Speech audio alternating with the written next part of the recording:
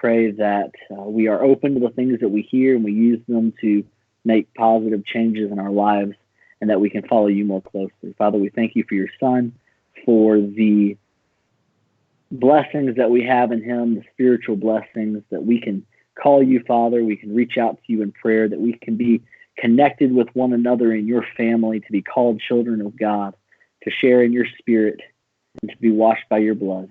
Father, we pray that you forgive us as we live this life and occasionally fall short, and we pray that we strive to always be better and always be stronger. In Christ's name we pray. Amen. All right. Well, I am here. We have Gary on the line as well. He's on another screen, and we'll be able to flip to him when he has questions or comments. So, like I've always said, I feel a little uncomfortable with this class since my kids are only 2. So we have some experience on the line as well. So if there is questions that I can't answer, Gary is here to pick those up with us. As we get started in one more thing, I just want to say a quick thank you to Will, he's waving. You can't see him, but he is. He's sitting here. He's moderating the discussion. If you have questions, comments, or anything, please type them in the chat. If they pertain to class, if you have any questions about the actual streaming service and what's going on with the technical things, type into the GroupMe app, and he's monitoring that as well. Oh, okay, never mind. He is informing me that I'm wrong. Do all of that in the chat on this live stream. If you have questions either about class or about the live stream itself, we can field that as well. Will has been awesome in helping me set all this up, and I really appreciate that. So Will is here moderating questions, comments. Gary is here on the line as well. And let's go ahead and jump into it. Sorry, one more thing. Good morning. Oh, hi, Laura. Good morning. See, we do see comments, just a test of that. Appreciate it. Thanks, Laura and JD, for being with us. I know we've got several other people on here as well. I can't see who all is logged on, but Will's looking at all that. Anyways, so getting into this, chapter 9, test flights going out in public. We've been looking at the last 4 chapters have been looking at the various ways in which children need to grow. The four areas of life that she uses the verse about Jesus's growth, that he grew in wisdom and stature, in favor with God and in favor with men, and uses that to draw a template really for the 4 areas of life in which we need to grow. We've been talking about the wiring, as she calls it, the teaching that we need to instill in our kids in those 4 areas. And now she gets into this chapter about putting that wiring to the test. We need to eventually let our kids out in public, see what they're good at, see where we still need some work. And really any trip out of the house, she says, is a test flight. Ultimately, she says that if you got the book in front of you here in chapter or paragraph 2 of chapter 9, sorry, she says one of the many benefits of having children is that they tend to improve a person's humility. Therefore, if a problem occurs during the test flight, a wise engineer can gather up what is left of his dignity, remind himself that the problem is good for his humility, and figure out how to solve it. This actually circles back to the first chapter where she talks about parenting with confidence, that she says we need to be able to have humility. We need to be able to suck up our pride and our dignity and say, kids are going to be embarrassing sometimes. Bad things are going to happen. It's up to us to handle them in the right way. And really any trip out of the house is a preparation of what these kids are going to be like when they're adults, when they're going to be out of the house for good. She says further down on the paper or the page that there are 2 goals. There's a short-term goal and a long-term goal of these test flights, as she calls them. Well, the short-term goal, she says, is to teach our rockets or our kids how to conduct themselves in any situation so that the people they meet will be blessed by the encounter. So there's the short-term goal. We want our kids to be a blessing to people while they're kids. We don't want them to wait until they are 18, 20, whenever they leave the house, whenever they become adults, however you want to define that. We don't want to wait for them to be a blessing until that point. We want the first 18 years of their lives to bring a blessing to people. And so the short-term goal is we want our kids to have good interactions with people now. We want them to be able to bring positivity and godliness to people's lives at this point in time. But the long term, she says in the next statement there, is that these test flights prepare our children for the launch date. That is the date, she says, is when they leave the home, when they become adults, when they're living their own lives. She says this is preparing them for that. It says they help rockets to learn how to function away from familiarity of the launch pad. Test flights also prepare rockets for when they will need to make godly decisions on their own. If we have done the wiring correctly, our rockets will know that they are God's children, and they will behave in most situations in a manner that honors the Father in heaven. And that ultimately is the goal, right? To create followers of God, people who honor God, glorify God in everything. And so it's an interesting way to look at it, I think, to think just going out to the store, going out to visit a friend or maybe an elderly person from church. We don't have that many elderly people at our church, or really many elderly people at our congregation at all, less than a lot of congregations do. But these different situations have us testing our kids for when they're going to be adults, when they're going to be making these decisions on their own. And so every one of these instances is important. And then she says she repeats a theme that she has brought up kind of in every chapter so far, is that the important, and I got a little ahead of myself there. Sorry, I want to check my notes one more time. Basically, these testing grounds, these flights out, they give us the opportunity to see where work needs to be done. If they're not listening in this situation, or they misbehave in this way over here, these are things we can work on at home a little more so that they get better as they go. Gary, do you have any thoughts on that first section that you want to share?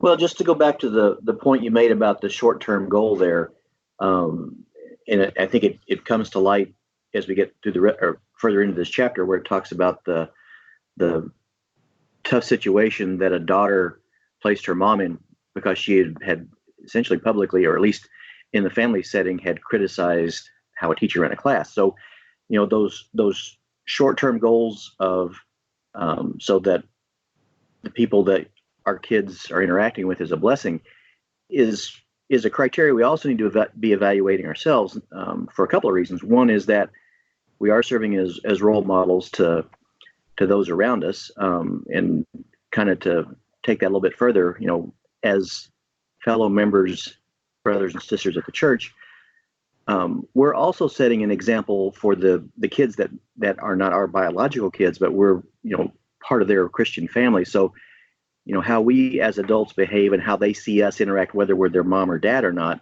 also sets a wiring or a practice or a value system in place for them. So it's not just the parents there as well. And the long-term goal, again,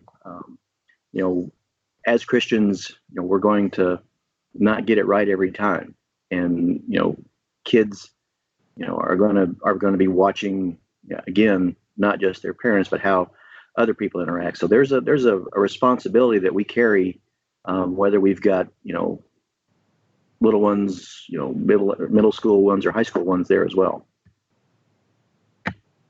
Yeah, I think that's a great point. And I think one of the reasons why we chose to do this class in more of a full church setting, rather than just the parents of small kids at church getting together, is because we wanted both the input of the older people at church, the veteran parents who have been there, done that, but also because I think most of us younger parents would agree that we look to everyone else to help model these things for our kids. It got brought up in a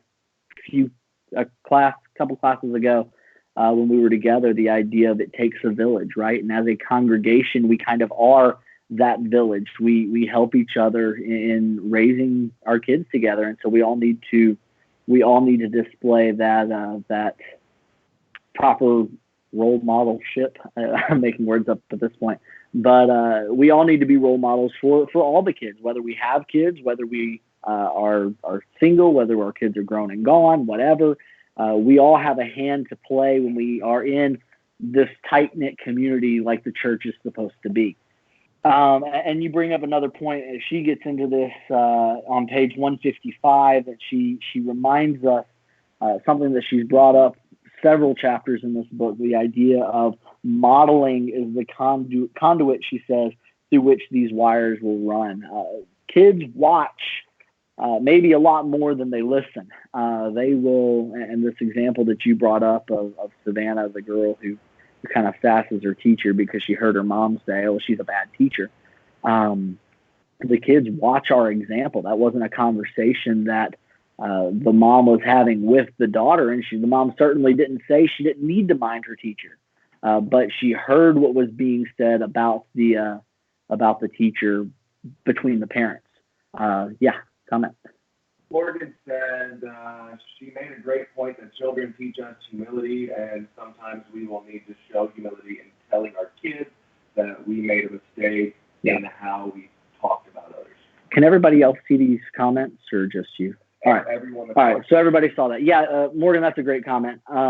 Just the idea that we do fail as parents, and we do have to say sorry to our kids sometimes, because like in this example, the mom made a mistake. The mom ran her mouth when she shouldn't have and caused an issue in her child's obedience, and she has to come around and fix that mistake. There's a couple of examples in this chapter of fixing mistakes.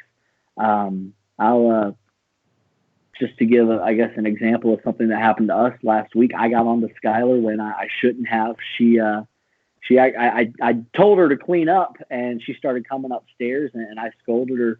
And after she kind of ran away crying, I saw on the stairs a toy that she was trying to go put away in a different room. I thought she was trying to get out of cleaning, and I just didn't see what she had in her hands. I sat down, and I had to say I'm sorry. I had to say you did not deserve getting in trouble, and I apologize. Those are moments where I think those are moments that are big, because those are moments that build some trust with kids, and they may not understand these big concepts, obviously, but seeing us make up for our mistakes, apologize for our mistakes, I think that adds a little credibility in our eyes. One, to let them know mom and dad aren't perfect, but they're trying. And two, to say, mom and dad have the humility to ask for forgiveness. And I think that gives them maybe license to be able to come and tell us sorry later on when they know they've made a mistake, and there won't be any judgment there when a confession is needed. So I think that's an important idea there. Any other comments or questions about all this yet? All right. Feel free to text in anything that you have to say about this. Will stop me and let me know that you've said something. We skipped over pages 152 and 153 a little bit, talking about the devil's diagrams versus the master schematics, looking at this idea of what the world has put out, the worldly wisdom of what kids should be like when they're out and about. She mentioned several things, and she says these are all kind of variations on the same couple of themes, but she says they range from kids should be seen and not heard, to kids can have free reign and do whatever they want, and pretty much anything in between falls into that. And she mentions a couple things. Children should be allowed to do whatever they want. They're just children. Just ignore them. They're having fun. It doesn't matter how obnoxious they are. Children are annoying. They shouldn't be allowed to be in events with adults. And I know there are a lot of churches that have kids' church during normal worship time just for that reason. And I mean, that's a different conversation for a different time. But we need to be raising our kids to be able to to function in adult situations rather than just sending them off so they can ignore that responsibility. They talk about laughing at kids when they're angry and being sassy because, oh, kids just say such cute things when they're mad, things like that. These are all things of worldly wisdom that they don't really get us anywhere in raising our kids. On the flip side, she mentions 4 verses this time in the master schematics. Philippians 1:27 says, "Only conduct yourselves in a manner worthy of the gospel of Christ. And I will be a father to you, and you shall be sons and daughters to me, says the Lord Almighty." That's 2 Corinthians 6:18. It is by his deeds that a lad distinguishes himself if his conduct is pure and right. Proverbs 20, verse 11, and Proverbs 29:17. "Correct your son, and he will give you comfort, and he will also delight your soul." So there's a couple of, I guess, different themes in these verses. The first one is a verse just discussing, really the first 2 verses are kind of discussing just general Christian character. These are the things that we want to raise our children to be able to do when they're older, to conduct themselves worthy of the gospel, and to be sons and daughters of God. Ultimately, that's where we're trying to get them, not just to be obedient sons and daughters to us as parents, but to raise them to be Christians, to raise them to be sons and daughters of God and to act accordingly. So those 2 verses talk about kind of the long-term goal, right? She breaks this into short-term and long-term. These are the long-term goals. The other 2, I think, are maybe focused more on the short-term goals. He talks about how a lad distinguishes himself, or a son, or however that's translated in your translation. This is talking about a younger person, and that his conduct, if it is pure and right, it sets him apart. If you've listened to today's sermon yet, we talk about being set apart from the world and our attitude and our actions, and this falls into that, and it's something that we need to expect even of our children.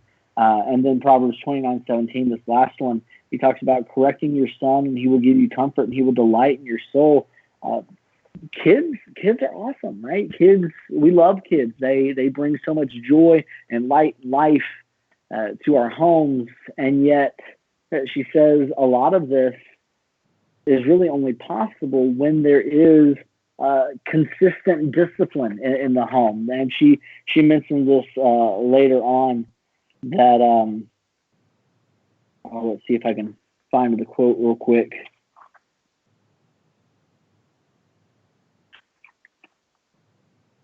On page 154, right before the example of sassy Savannah, she says, "There can be no companionship, fun, and close fellowship until there is respectful obedience. That's why children prefer parents, teachers, and coaches who are good disciplinarians."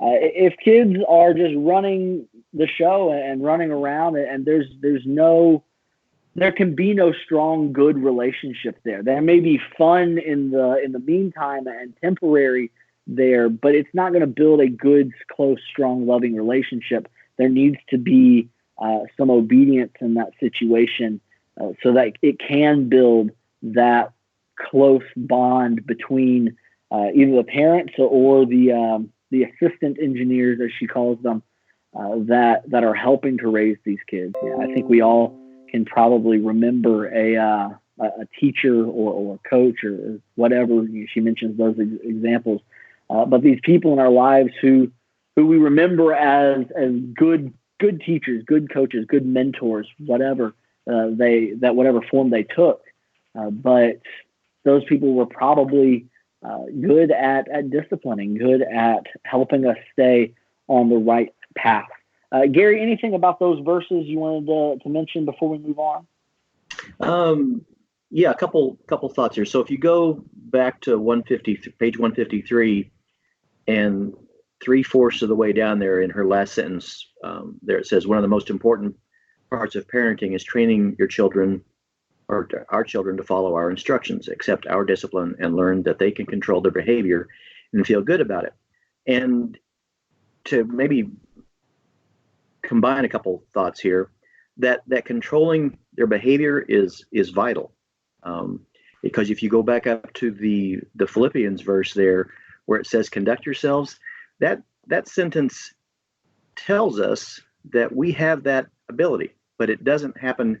It's not a light switch that gets, turned on all at once. It's something that's part of, how we're raised. And if we go to, your example of the teachers or the coaches who, if you will, we sought to please, they see something in us that's above where we're currently performing. And they, if you will, challenge us, ask us, sometimes demand of us that we do better than we're doing. And it's that stepwise progression or maturation, or whether it's a mental ability or an emotional stability or a maturity, or even something as basic as a physical ability, it's a progression. And having that challenge and being able to step up to it, gives a life skill that's vital. And if we think about this in terms of, from a God to us point of view, not to be trite, but I believe he sees something in us, that we have this ability to control our thoughts, to control our actions, and to be servants. And so that's that stepwise progression that we're trying to do, on something much more important than just, physical development, but on terms of our emotional and our spiritual abilities to take those, those next steps along the way in terms of how we conduct ourselves. Yeah, thanks. Laura said, we knew some great parents who told us that discipline is helping a child exercise control. Until they can exercise self-control, that's always stuck with us. There's a period in that. Reminds us of what you're saying, Gary. Okay. Yeah. Gary, did you hear that? I don't know if Gary can hear these comments or see them or not. I think I got most of it. All right, cool. Yeah, absolutely, Laura. And I think that's actually a point she made earlier in the book as well, on the chapter about discipline, that disciplining our children is the kind of the, I don't want to say placeholder, but the to borrow Paul's language in Galatians, the tutor that brings them to self-discipline, to be able to control themselves, to be able to make those decisions on their own. We have to help them. And I think you're absolutely right in that, Laura. That's a great piece of advice or information there. Moving on into page 156, talking about conducting successful test flights and going into these different particular situations. Again, right before that, she mentions one more time that modeling is the most important part of the job, because our rockets will do what we do more often than they will do what we say.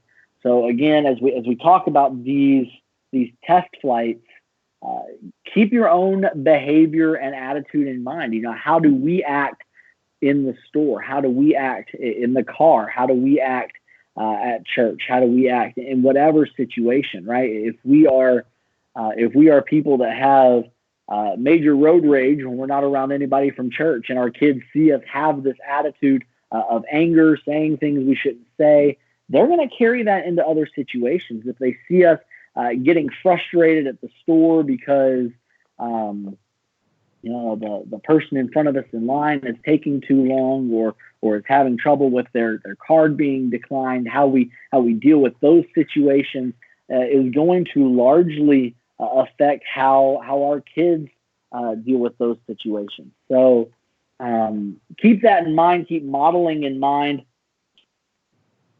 as we discuss these different test flights, these different outings, because so much of it is based in what we do. And I think that's actually one of her main points in this chapter is parenting in this level is it's part of monitoring and fixing what our kids are doing, but it is mostly making sure we're doing the right things and providing the right example and keeping our own emotions and actions in check.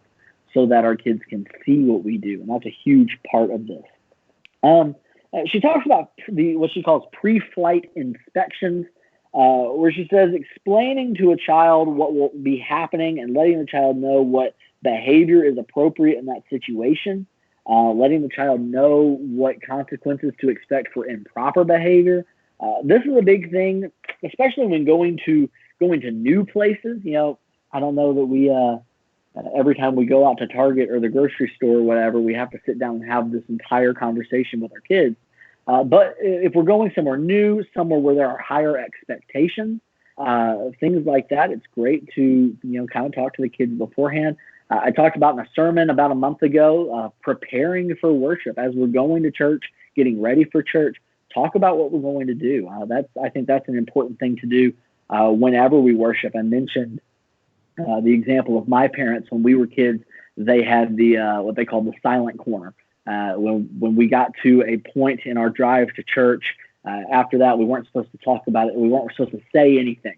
That was a time of reflection and getting ourselves under control, ready for worship. Worship's a great thing that we need to prepare our kids for. Comment. What's going on? Kaylin says, another devil's diagram. Be your children's friend now. But the author's comment shows that this is not true. If we want a lasting companionship with our children, we need that respectful obedience. Yeah, great point, Kaylin. And I've heard various forms of that over the years, and from kind of both sides of the issue. But yeah, we can't just be best friends with our kids when they're really young. If we do our part and discipline them well and lead them in the right way when they're young, we can have a closer, more friendly relationship with them when we're older. And I think that's something to strive for sure. I remember in my later high school years, me and my parents actually got a lot closer when I got off to college. I got to a point where I could call my parents good friends of mine. And we now talk and have a very open relationship with each other. And I think it's because it started with that relationship with authority when we were young. And I've seen it flip. If you try and be best friends with the kid, then they feel they can run all over the house and all over the home, whatever, and be in total control and just see parents as submissive wish granters. And that is not the foundation of a good relationship with kids. It's not the foundation of a kid's relationship with authority in general. And so, yeah, we want to strive to have those relationships of close companionship with our kids, but we need to do it with a foundation of obedience and authority, like she said. That's a great point, Kaylin. And so preparing ourselves for these situations calls us to, or preparing our kids for these situations, these test flights, calls us to make sure that our kids know what the expectations are, that they don't just have free reign over the situation. She mentions here 6 questions that she says are good to ask in front of these situations, to talk to the kids about. Where are we going? What kind of clothes are we going to wear? What will probably be happening while we're there? What behavior is expected? If I get bored, what am I allowed to do to entertain myself? How long will we be gone? These are great questions. Morgan, as we were reading this in preparation for class, mentioned one more that we might want to add into this. What other adults are allowed to be our authority at this time, right? If we're coming over to, we're at Will and Mary Kate's house right now, we need to be able to say, we're at Mary Kate's house. Listen to what she says, right? Who else is in charge in that situation? That's something else to maybe remind the kids about. Will, you're about to knock your computer off the couch arm there. We almost had a major technical difficulty. Sorry. Yeah, so these are great questions. These are not, I don't think, you don't have to always ask each of these. Some of them, I don't know that we talk about what we're going to wear when we go to the grocery store, right? Not each of these questions are always necessary, but some variation of this is definitely good in preparing kids for what they are expected to do on the outing. Yeah, comment. Laura said, the same is true in regards to our relationship with God. If we only see God as our friend, then we will likely have a greater difficulty in obeying him.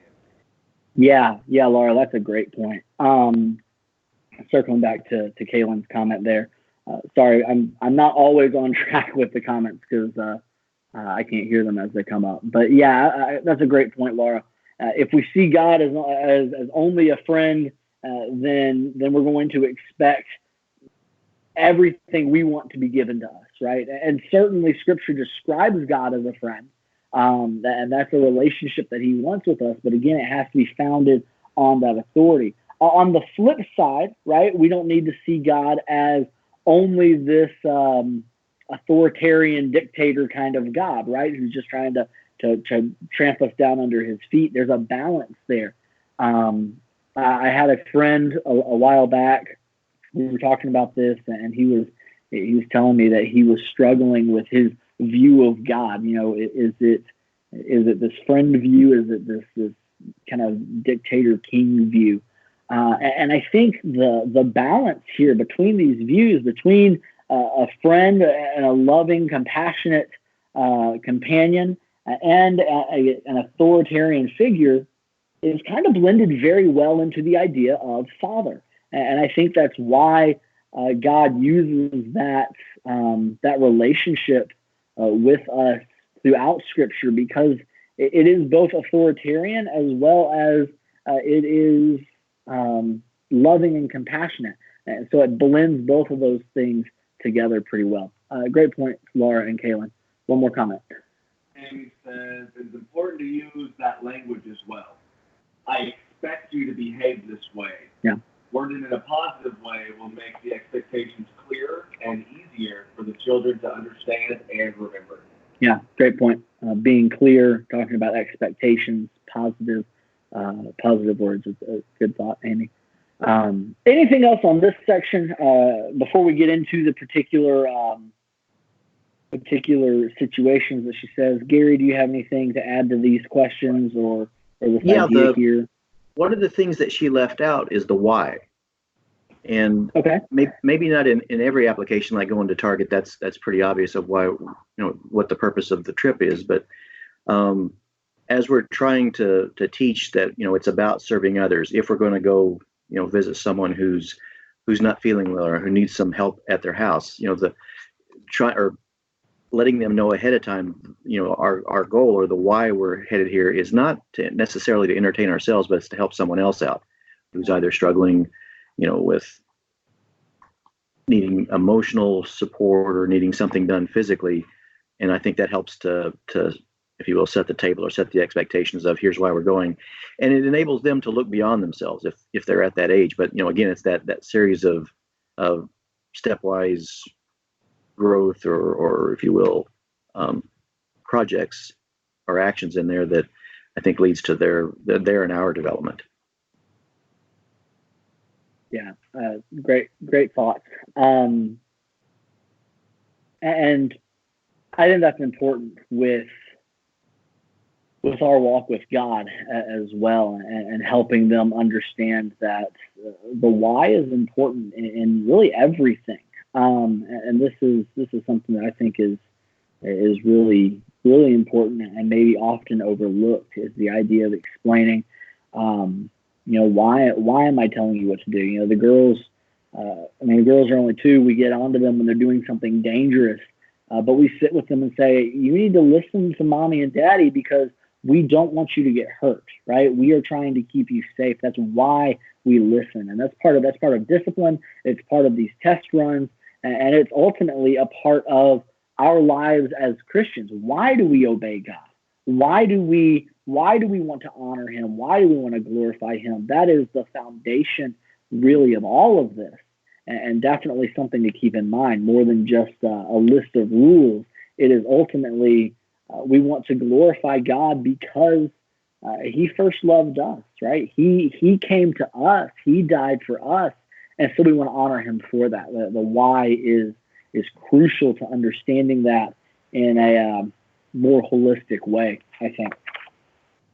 She also mentions here, and I left this out. She said, brainstorm potential problems. If there's a behavior issue that has already been an issue that day or that week, maybe focus on that. Hey, you haven't been listening well this week when we've gone out, but we need to go do this, and I expect you to listen. And she actually has an example here in talking about this pre-flight inspection for a business call when the mom is going to talk to her insurance agent. And she mentions she talks to the little boy and said, "You've had a tough morning so far. I've already had to spank you twice. I am fully prepared to spank you again when we get there if you don't listen." Brainstorming those potential problems.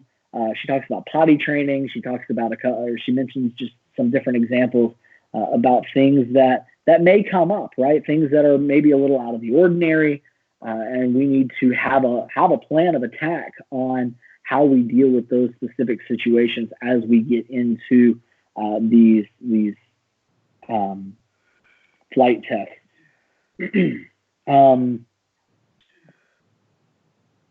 So she uses these couple examples here. One of the inspection for the business call, one for the inspection of the social call, how she prepares her kids for these. They're going to the insurance agent again. We're going to Mr. Johnson's office. Mommy needs to talk to him about insurance. What are we going to wear? We're going to dress nice. We're going into a business. We need to look appropriate. We're not just going in our pajamas. And I think clothing maybe sets the mood for something sometimes. Will just looked at me because he's sitting here in his sweatshirt and pajama pants. But it sets the stage for how our kids behave sometimes. But she prepares them for what they're going to wear and why she's dressing them up a little better. She tells them what they're going to be doing. I'm going to sit and talk to Mr. Johnson about insurance. This is going to be boring. Expect to not be entertained by mommy right now. I expect you to listen, to sit and be quiet. I've brought things for you to do. If you get bored, I will make sure that you have a place to work. But you need to sit and be quiet and not fight so I can talk. And then she talks about the previous behavior problems, and she tells them about how long they're going to be. The second example here is a social visit. So they're going out to Mr. and Mrs. Jones' house for dinner. It looks like kind of a group potluck kind of thing. And she says we're going to wear our going out clothes, our play clothes, for when we go out to other people's houses. This is what we're going to eat. This is what we're going to do. This is the behavior that's expected again. And this is how long we're going to be gone. And so, again, just different situations call for different answers to these questions, maybe different combinations of these questions, things like that. And then we get into the test flight from there. Anything else on preparing for the test flight? Any other comments? Gary, do you have anything? Just a couple quick ones here. So the one on the social call there, which I thought was clever and very essential, was she gave her it was a little boy or a little girl, the ability to let them know they needed to talk to her without interrupting by just coming up and touching her arm, so that at least they know that they've been acknowledged and they're in the queue to be helped or talked to. So because I think their needs obviously in their mind are pressing and need to be dealt with right here right now, and they can become frustrated if you just keep not right this moment. So I thought that's worth noting. And then the other one, and not to make too much light of it, but Mrs. Johnson was packing heat with the paddle in her briefcase. So and if you can almost picture in your mind's eye that if he started acting up, all she has to do is just kind of tap the briefcase, and it probably would ring a bell that this may not go well. Yeah, for sure. And that's she was prepared to follow through on her threat, and that's something that she mentions in this book or in this chapter. She mentioned it back in the discipline chapter as well. don't threaten something you're not willing to do. This lady not only said that she would spank him, but she brought the tools to spank him with. And that's an important thing. Don't let them think they can get away with something. And yeah, having a my mom and dad did the put your hand on our arm or shoulder thing if you want to talk to us while we're talking. And I think that's a great way to help communication flow better, to guard against interrupting and bad attitudes in that way as well. I think that's a great idea. Yeah, a couple comments. Laura said, it's so interesting because this is how we would want to be treated as adults. We get frustrated when we're unsure of the situation's expectations. So how much more so for kids? I think because of some of the devil's diagrams, we tend to forget to treat children the way we would want to be treated. Yeah, absolutely. I think it's a great point. Kids are people too, right? I think we have a tendency to look at kids as just kids, but they are people in training, right? They are growing humans, and they deserve the same amount of respect as any other human does. And I think that's key to what Paul says in Ephesians 6 when he talks about the relationship between. He's talking about the different relationships in which we are subject to one another. And he mentions he's talking about husbands and wives and slaves and masters. And he mentions specifically children and fathers as well in chapter 6. He says, children, obey your parents in the Lord, for this is right. Honor your father and mother. This is the first commandment with a promise, that it may go well with you and you may live long in the land. Fathers, do not provoke your children to anger, but bring them up in the discipline and instruction to the Lord. I think this passage is so interesting to me. I know we're getting a little tangential here, but if you go back to verse 21 of Ephesians chapter 5, and he's talking about walking in wisdom and being filled with the Spirit and addressing one another in psalms, some spiritual songs, giving thanks to God. And then he says, submitting to one another out of reverence for Christ. And then he launches into these relationships in which we are to submit to one another.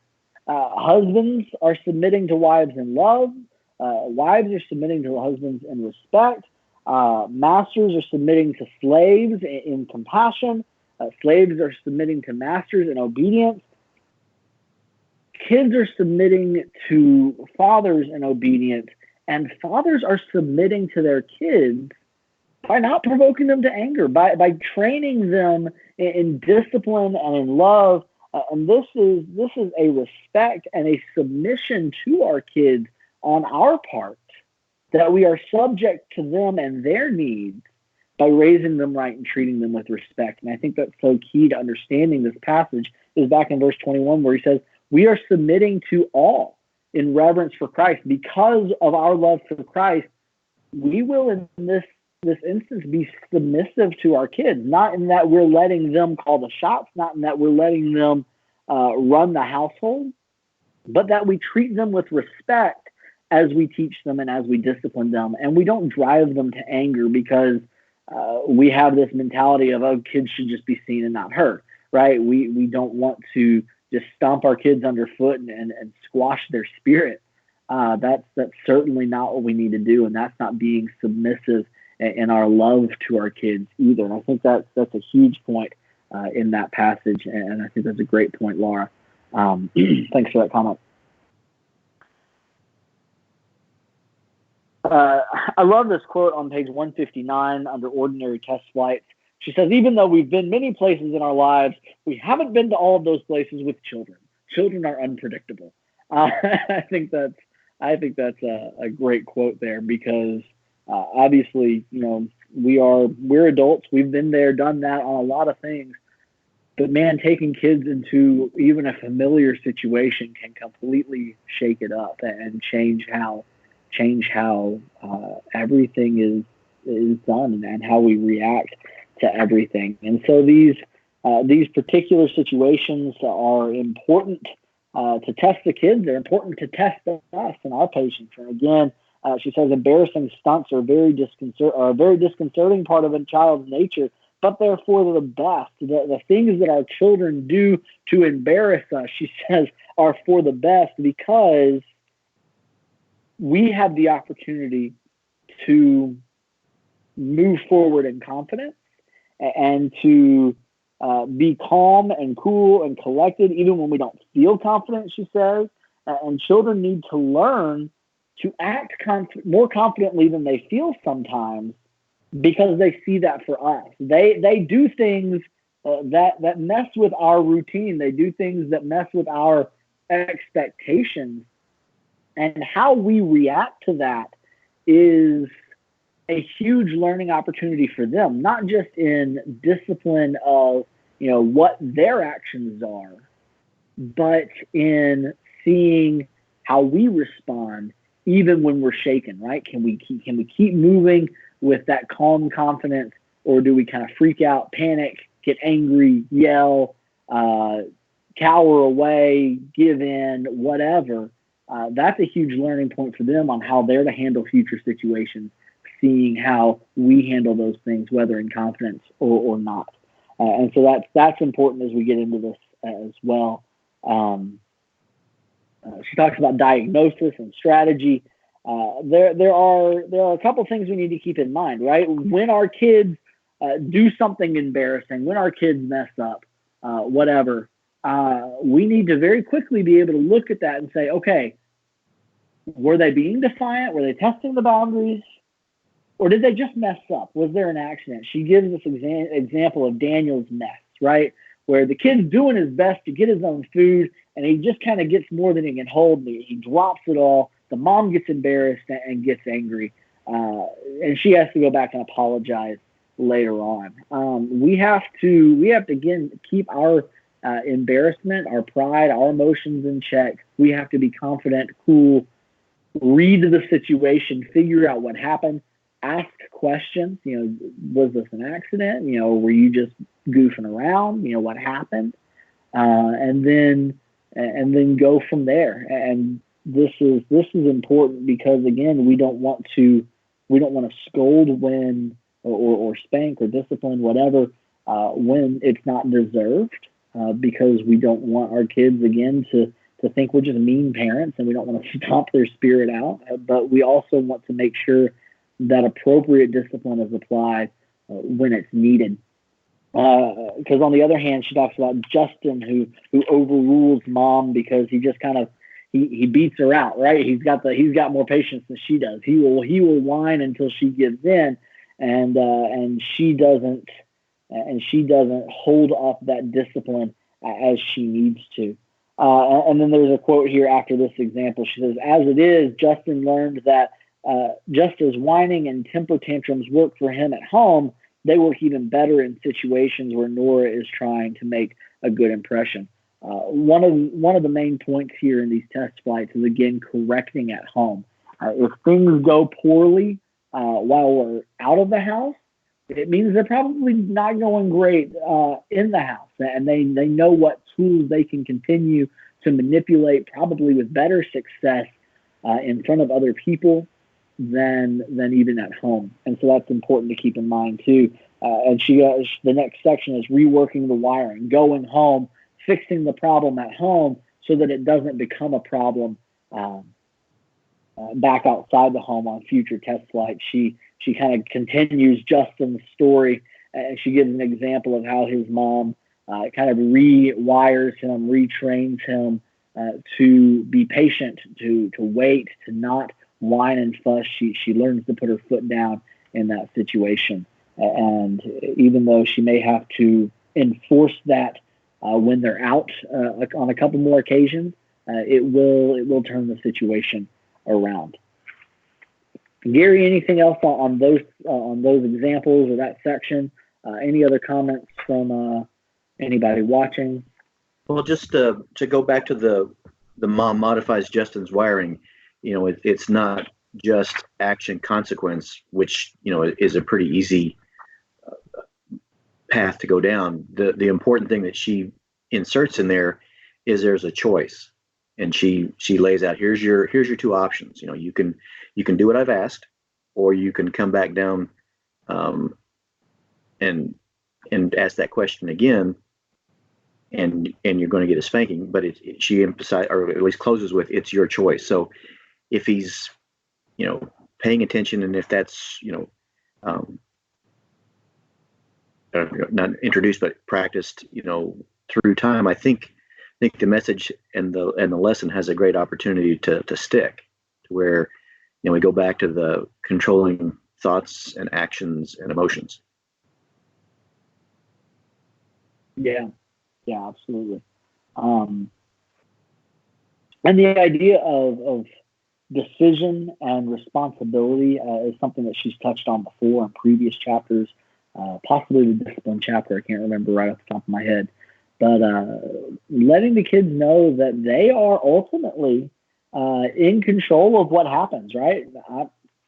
These are the consequences. You can either wait and have a cookie later, or you can get spanked. You are in total control of that situation. You are the one that can make that decision. I'm just telling you what's going to happen on either side of that. So that's important to make sure they understand as well, that they have the decision to make there. Gotcha. Yeah. So going into the next section, she talks about planning ahead, heading off trouble. If you think your child, she says, is apt to disobey you deliberately when you're visiting, make sure your first test flights are conducted where you feel safe. This is important both for your sanity and for the kids' behavior, right? If there's a situation where you're not going to either be able to or be comfortable with disciplining them at the moment, don't go there with your kid yet. Start in those places where you can feel free to deal with the situation as it needs to be dealt with. Make sure you know what your kid can handle, what you can handle, and make sure that you don't put yourself in a situation where you're not able to adequately deal with a situation. I think that's important as well, and that's a good section she puts there. She talks specifically about difficult test flights. She uses the example here of little Cindy getting blood drawn, which is always a hard thing for kids. Riley and Skylar had to have shots the other day, and that was a hard time. And so we have these situations. I heard that little kids didn't like needles. No little kid likes needles, right? Nobody likes getting shots, especially at that age. And so she talks about how to prepare them for that special situation, right? The 6 questions she mentioned earlier on are not going to address this issue. And so you have to sit and you have to talk about it. And I think it is important, she says, to not let them panic, right? Don't talk to your kid about getting blood drawn 2 hours before the blood's drawn. So they just have to sit there and stew in the fear of what's about to happen. She says, talk to them a few minutes beforehand. Tell them how it's going to go. Tell them you're going to be there, and that's an important thing to do. But deal with the situation as best you can. Let them know I'm going to be here. You can hold my hand, whatever. It's important, I think, to. She mentions in this example on page 166 about the dentist, where the dentist policy was not allow the parents to go back, and the mom kind of mama bared it and said, well, it's our family policy for me to go back if my child wants me to go back. And she kind of stood up for her, and I thought that was great. I think it's good to obviously this was their first time with this dentist, I think it mentioned, but it's good to talk with your healthcare providers, whoever your dentist, whoever the difficult situation is happening with. What can I and what can't I do with this situation? For example, where we took the girls to the doctor before we moved to Iowa when we were living in Florida, their doctor allowed Morgan to breastfeed the girls while they were getting their vaccination. And that was she was allowed to nurse them, and the nurse just kind of came, stuck them in the leg while they were nursing, and it allowed for a very smooth situation. Our pediatrician here didn't let them do that when they were still nursing. They didn't want them to be in her lap. They wanted her to be on the table, and so we had to kind of rework that. And so figure out what is allowed, what isn't allowed, work a plan around that if possible. But if it comes down to it, I think she makes a good point here that family policy can trump other policy, and you can stand up for what's best for your kid. You're the parent, you know that, and to be able to stand up and say, no, I'm not going to abandon my child in a time of fear, is important. So dealing with those hard situations, making sure we can deal with those difficult situations when they get a little hard to navigate. Those are all really important things. Just one more page here. Sorry, comments? Laura said, we're curious about your thoughts on those examples because they don't seem to quite fit for the age. It's hard for an adult to exercise self-control, breathe, feed, etc. when getting injections or blood drawn. Does it seem an inappropriate time to expect them not to cry or even try to get away? Hang on just a second. Sorry, I'm stepping over here so I can actually read your comment and figure out what I'm going to say. Basically, is it unrealistic to expect your kids not to cry and freak out during a shot or blood draw? Yeah, no, I don't think. I think it's absolutely unrealistic to make sure that they don't cry. That's huge. But to know that they can find comfort in you, you know, he talks about letting her hold his hands when she's getting her blood drawn.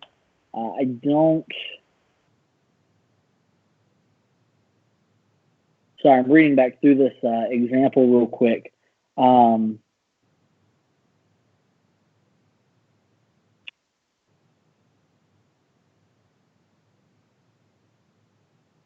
It's awkward to have awkward silences when I'm in the congregation, everybody's here. It's even more awkward when nobody's here and I'm just standing here by myself, just so y'all know.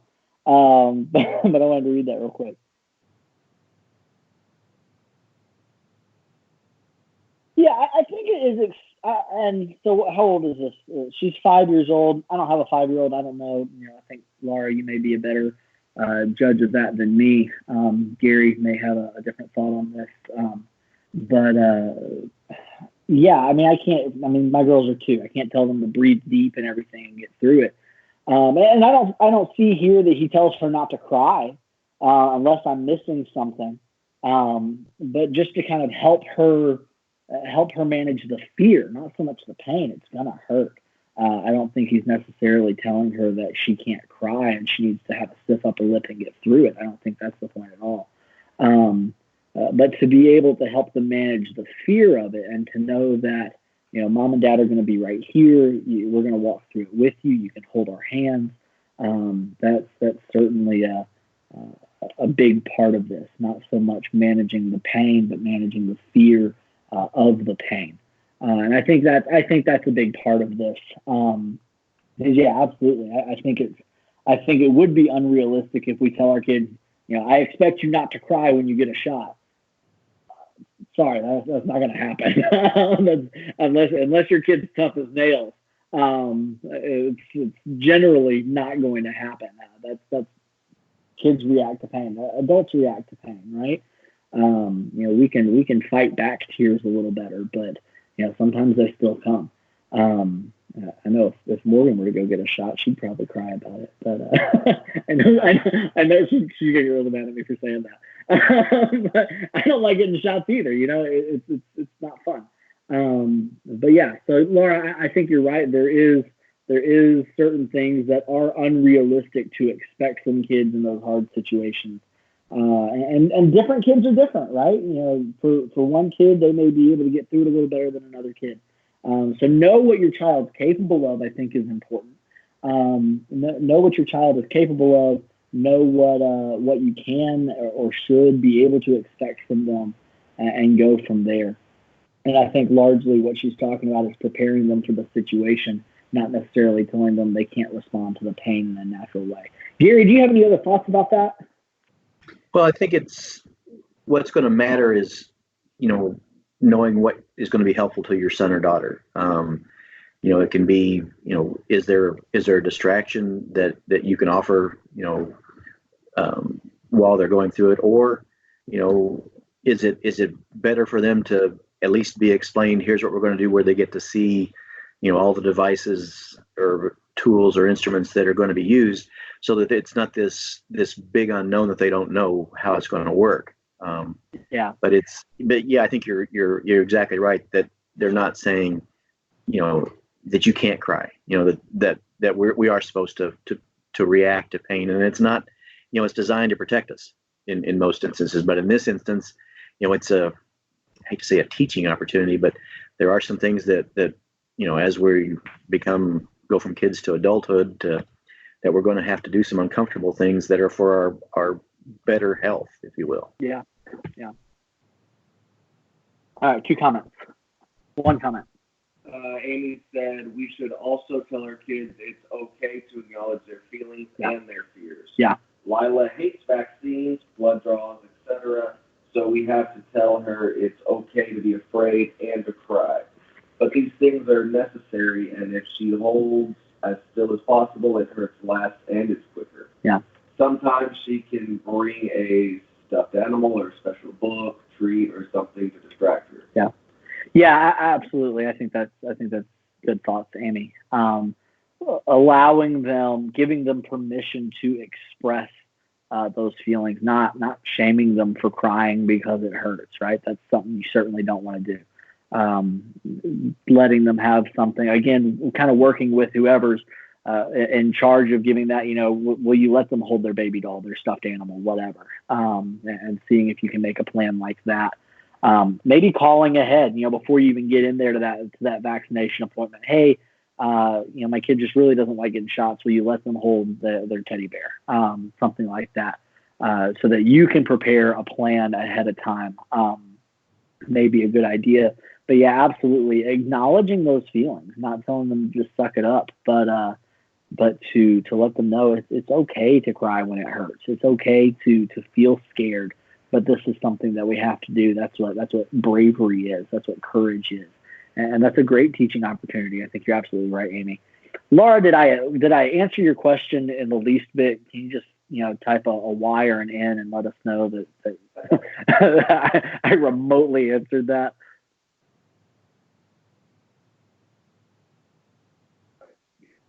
All right, we may be lagging. I'll look for it in a minute. All right, cool. Glad.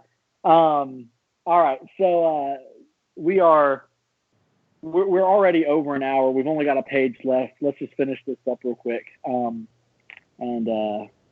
get through the end of this. Talking about calm and steady on page 167. This is really the last major section here. She says the first thing she says here is, when supporting a child through a difficult situation, it is important for engineers to keep their own emotions under control. And I think this is so important. Our kids feed off our emotions all the time. They will see how we respond to a situation. If they see us freaking out, they're going to freak out. If they see us getting angry, they're going to get angry. And that's how they're going to learn how to respond to that. I don't like getting shots. I don't like needles. I hate having to hold Riley's arm when she gets blood drawn. She's had to have it done a couple of times. Skylar's had to get it done a couple of times. I hate that. But that's a moment where we need to do the deep breathing that they're not quite capable of. Going back to Laura's question, we need to model those things that eventually we want them to understand, to be able to have some control, have some calm. And so that's important for us to be that calm for them, because they can't always control that, but we need to model that for them, so that they can learn how to take those deep breaths. They can learn how to handle that in the future. She says further on, a reassuring hand and a steady voice go a long way toward helping a child get through the tough stuff. Pray silently while you're supporting your child. Ask God to give you calmness and strength and to help your child face whatever must be endured. That's so important. And talking about this quick silent prayer reminds me about Nehemiah right before the king there in Nehemiah chapter 1. He's asked, what's wrong, and we don't see what Nehemiah prays for. It just says, and I prayed to God and then talked to the king. We get this impression that it's just this quick silent prayer for strength or something like that, and that's something that is a kind of prayer that should be utilized in so many different situations, and this is one that is certainly important. Maybe even before the hard situation, praying to God out loud with your kid. Maybe that's a great way to prepare for that as well. If your kids are old enough to say those prayers with you, to really understand what you're saying, that's maybe a good way to prepare for that as well. Saying a quick prayer with them. And so just making sure that we are a calm, steady rock for them in that time. Again, looking at the example of parenting to our relationship with God, when our kids see us as a strong rock that they can cling to in hard times, eventually they'll be able to see God as that strong rock they can cling to in hard times. And as they're approaching that launch date, as they're approaching leaving the house and being adults. So that's something that we need to be able to do. It's something that I think a lot of people need to grow in, is leaning on God, trusting God in whatever situation. And this is a way that we can begin to model that for them. And he says that if they see parents that don't handle this well, that panic, that freak out, that get angry quickly, whatever, that's not going to be a parent that when they're teenagers, they feel comfortable coming and talking about hard situations with. And that's important as well. If we're falling apart easy, if we get mad quickly, if we get irrational when things get uncomfortable, then our kids are not going to come to us as teenagers and say, hey, I was in this situation. I did this thing I shouldn't have done. Me and my significant other did this. I was offered drugs, alcohol, whatever that situation is, which there's a whole spectrum of what we can see as that bad thing being. If our kids don't see us as being able to handle hard situations as kids, as little kids, when it's just something as simple as getting a shot, how are they going to see us and our ability to handle hard things when they're hard spiritual things? They're things that our kids may feel they may get in trouble for bringing these things up. How do they see us react to those situations? That's super important, I think. Gary, anything else on that last section there of calm and steady? No, I think it's vital, and like I think there's a cliche out there that says, little kids, little problems, big kids, bigger problems. And if you haven't laid that groundwork or established that trust and that confidence and that pattern that you're approachable and that you'll stay calm and we'll listen to them, and then you figure out what you do after that, then you've missed out. Yeah. All right. She talks about types of tests. Like, she just gives a list of different situations that may be good for kids to learn how to react in and how to get through. She says by the time that the child's a teenager, he or she will have lots of experience and be quite adept at moving into new and unfamiliar surroundings. His people skills should be strong enough that he can look anyone in the eye and carry on a comfortable conversation. These are skills we want our kids to have. We want them to be able to deal with various social situations and be strong in that, so that when they're adults, when they're getting jobs, whatever, they'll feel comfortable, they'll feel confident, and that we're trying to raise confident kids. Again, getting back to the first chapter. We want them to be able to be confident in social situations. We want them to be, we want them to glorify God in their lives. And so giving them various situations in which they need to learn how to react sets them up for success in that. Real quickly, before we end, I'll just read one quote here from her conclusion. She says, as you reflect on the success of a particular test flight, look at the contrast between worldly wisdom and wisdom of the creator of our children. It is impossible to please all the people all the time, so don't even make people pleasing a part of the plan. If the behavior during the test flight pleased our Heavenly Father, the test flight was successful. And I think that's a good point to end on. It's not about looking good in front of anybody. It's not about, she used the example, she said multiple times, when we're trying to make a good impression. I think maybe she leans on this idea of making a good impression even too much for the point she tries to make there at the end. It's not about what people think about us. It's about what God thinks about us. And that's what we're striving for. That's what we're trying to teach our kids. And we need to go into that confidently, trying to teach our kids what God expects from us, and that needs to set the expectations of our households as well. That's all I have. Gary, do you have anything else to close us out? Anybody have any final questions or comments that they want to throw up before we close out of this? I would share your gratitude towards Will for setting this up and getting us all hooked up, and I'm grateful for everyone for their comments and taking the time to do the maiden voyage of us being online. All right. Let me know through the week kind of what you thought about how this went. We may try something a little different next week just because I know Will has to work and I'm not going to be able to sit and do everything he did this morning and do this. So we're going to look at a couple of different options going forward. After that, we may be back. We'll see what his work schedule's like. But we wanted to at least have some kind of time learning together and studying God's word together as we can. We'll try and be consistent as possible. And we'll see. We'll kind of see where we go from here. We're going to play it by ear. I want to get through. I want to get through our parenting discussion just because we're so close. We've only got 3 chapters left now, I think.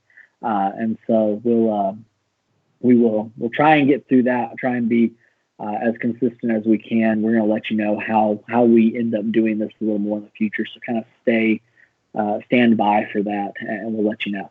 Thank you, everyone, for tuning in, for being with us this morning, everyone who could. I hope this was a helpful way to continue this discussion. Thank you for everyone who gave comments and questions and such, and have a great day.